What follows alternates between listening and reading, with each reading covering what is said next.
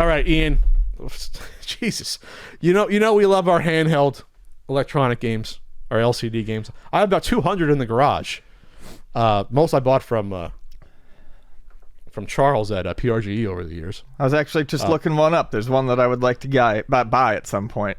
The Hyankyo Alien handheld. So Tiger's, I think I might have that one. Tiger's retro LCD handheld games are coming back. Yep. This is unfortunate. Starting with Sonic the Hedgehog, Sonic 3, X-Men, Transformers, and The Little Mermaid. And this is from Hasbro has the rights to Tiger Electronic stuff. So they're going to launch these 4 to start, and they're going to cost $14.99 each. Hasbro says each game is inspired by the original version from the 90s. From what I saw, comparing to the old ones, they look exactly the same for the most part. Yeah, the Sonic 3 looks exactly the same. Little Mermaid look the same control scheme.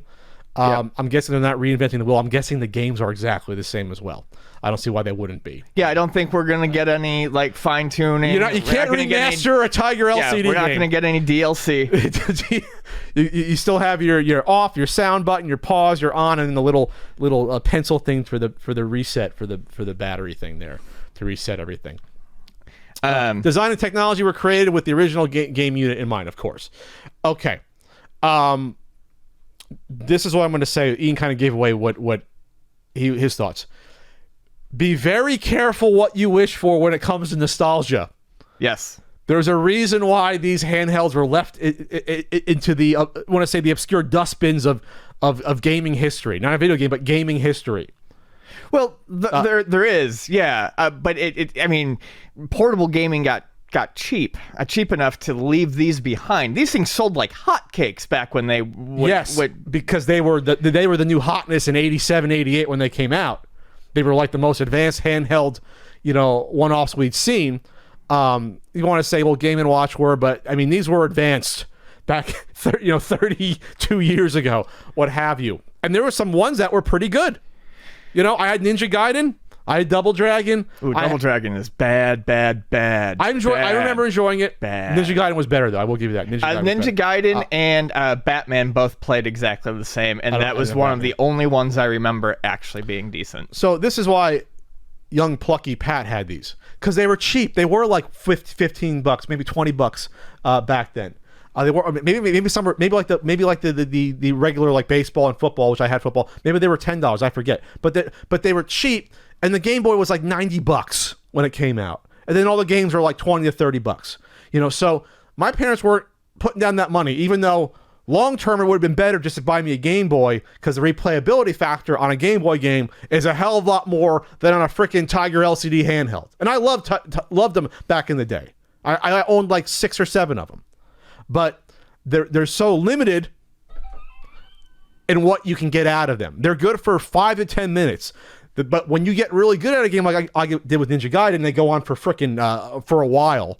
I don't know if you can beat some of these. I think some of you can beat there. Like Double Dragon had different levels, worlds and levels.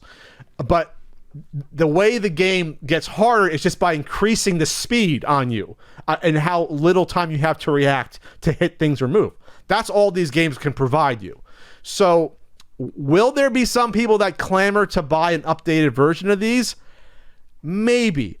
Will they soon discover that what was I thinking in buying this? That's the angle I'm going for. I see this being nice if I want to get a Sonic handheld, but I don't see people actually wanting to sit down and actually play these for more than like 2 minutes. So my thoughts on them are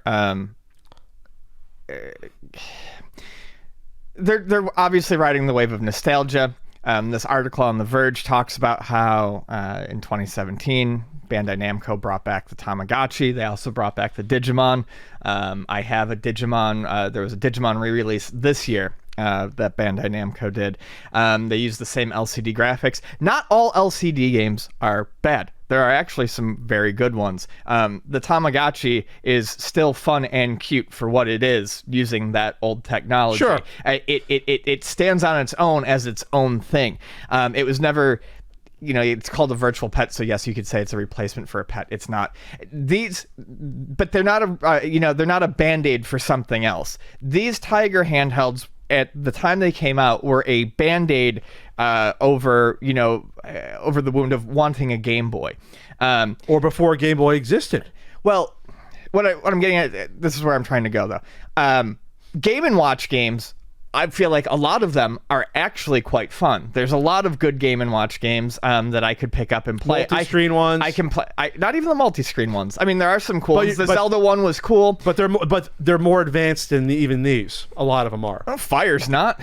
Fire's not more advanced. But the Parachute, Octopus. What I'm getting at is... Okay. Let me talk, Jesus. What I'm getting at is they were fun, and they didn't try to do more than they should have attempted. By the time these licensed ones came out, which are the ones that they are, in my opinion, stupidly trying to re-release because licenses are always popular, at this point, they tried to do way more with the technology than they should have, which led to them trying to do normal video game things in them that just didn't work. They were grossly overestimating their ability to actually make a real video game, like a platformer, an action platformer. There was Street Fighter ones. There was Mortal Kombat ones. They tried to be too complex. This would be cool to me if they were doing re-releases of, say, the original football. Or baseball, or pinball, or kung fu, or wrestling, or the skeet shooting. The first run of them. Yeah, the first run of non-branded. them. Those actually have. There's something fun to. There's fun to be had in picking those up and playing for a few minutes. If they were to re-release the Game & Watches, those are really good ways to kill time. You can do fun things with this technology, but the X-Men game, trying to do these license games where they just took every single license that was out there and tried to make an LCD game out of it. Yeah, people are going to buy these and they will play them once and put them down and never pick them back up. Okay, what I was trying to impart without interrupting you, Ian, was that the LCD Tiger games came out at a moment when there wasn't handheld gaming that we know of today. So you can say, yeah, the Game & Watches were around. They were dying out by the late 80s. I did not know more than maybe my cousin and my asshole friend Kevin who would let me play his that had a Game & Watch. Right. Nintendo was sort of like, okay, we got this real video game market we're going to focus on. We're going to shift those away. So by the late 80s, they were cycling out of those pretty quickly. But even before that, the multi-screen games, stuff like the Donkey Kong hockey games or boxing ones with different controllers, right, offered you a hell of a lot more than a Tiger LCD game could offer you. Sure. A hell of a lot more versatile experience. And they were more money. I don't remember what they cost back in the day, but they weren't $15. They might have been $30 or $40 for those handhelds. They weren't the cheapy like Radio Shack handhelds. The two-player LED baseball was always fun, too. I don't think I played that one. The same thing with the little circular guys that come out? No, it wasn't a Nintendo one. Oh. The one where you can pitch on one side and bat on the other side. They always had just those. The red LED they were lights. Like, they even had two-player, like the stadium-shaped Tiger ones. Yeah. Tiger put out a lot of products. They probably, they had Afterburner with a little cockpit, yep, and an Outrun one, I believe. I remember. I think it was Outrun. They had a racing one. They had a machine gun one, remember? It was like a machine gun holder. Oh, yeah. So they tried, but again, there's only so much far you can go with your limited little LCD screen when everything's pre-printed out, basically what you can do in your game, right, on your screen. So I don't think this is going to get far. I think that, to your point, yeah, if they came out with a $10 baseball one with literally two buttons, running, that was before they even do defense on them, run and hit. You could sell some of those because, like, if you go into like the little mom and pop toy shops, they do have the old, non-Coleco branded, but they have the old LED baseball and football, and they sell those for like $10. I'm sure some people pick them up. The football still sells, and I'll still play it. Yeah, but my whole point is more complex is not better, and they are re-releasing games from the worst era of LCD gaming. Because by this point, we're talking like early to mid 90s, the charm had worn off. Yes, from like 6 years prior. The classics, we'll just say.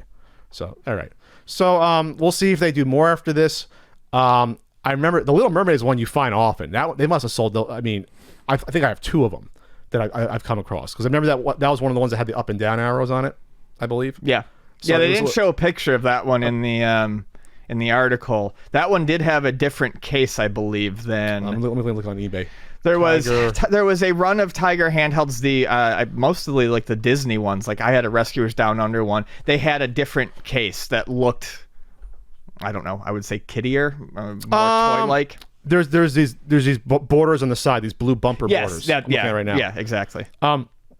These don't go for that much amount of money, too. Some of these. Some of them go for a lot. I remember when I had to buy a Ninja Gaiden one again, for some reason that one was going for a decent amount. I remember the Mega Man's costing more because people like Mega Man.